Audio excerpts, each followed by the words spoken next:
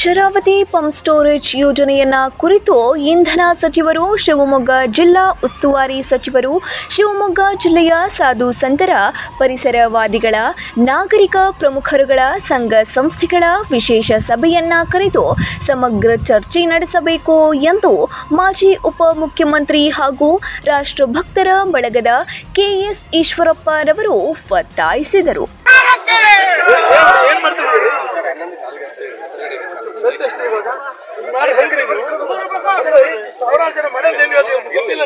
ಶರಾವತಿ ಯೋಜನಾ ಪ್ರದೇಶದ ಕಾರ್ಗಲ್ ಕೆಪಿಸಿಸಿ ನಿಗಮದ ಪ್ರವಾಸಿ ಮಂದಿರದಲ್ಲಿ ಕೆಪಿಸಿಸಿ ನಿಗಮದ ಅಧಿಕಾರಿಗಳಿಗೆ ಶರಾವತಿ ಪಂಪ್ ಸ್ಟೋರೇಜ್ ಯೋಜನೆಯನ್ನ ವಿರೋಧಿಸಿ ಮನವಿಯನ್ನ ಸಲ್ಲಿಸಿ ಮಾಧ್ಯಮದವರೊಂದಿಗೆ ಮಾತನಾಡಿದ ಅವರು, ಶರಾವತಿ ಪಂಪ್ ಸ್ಟೋರೇಜ್ ಯೋಜನೆಯನ್ನ ಕುರಿತು ಕೂಲಂಕುಷ ಚರ್ಚೆಯಾಗಬೇಕು.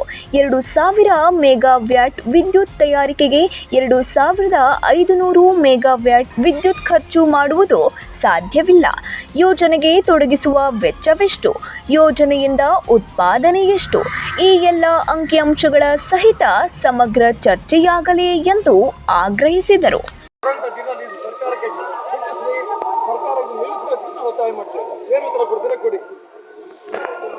ಸನ್ಮಾನ್ಯ ಮಾಜಿ ಸಚಿವರು ಮತ್ತು ಜನಪ್ರಿಯ ನಾಯಕರ ಸನ್ಮಾನ್ಯ ಶ್ರೀ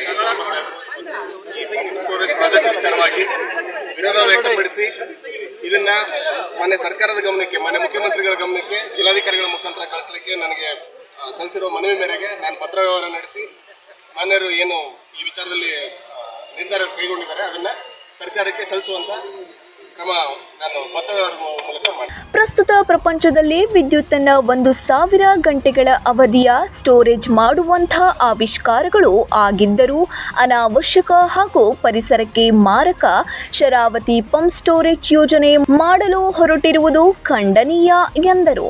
ಈ ಸಂದರ್ಭದಲ್ಲಿ ಹೈಕೋರ್ಟ್ ವಕೀಲರಾದ ಅರವಿಂದ್ ಪಾಟೀಲ್, ಶಿವಮೊಗ್ಗ ಮಹಾನಗರ ಪಾಲಿಕೆಯ ಮಾಜಿ ಸದಸ್ಯರಾದ ವಿಶ್ವಾಸ್, ಶ್ರೀಕಾಂತ್, ಕೆಇ ಕಾಂತೇಶ್, ಮಂಜುನಾಥ್ ಉಪಸ್ಥಿತರಿದ್ದರು.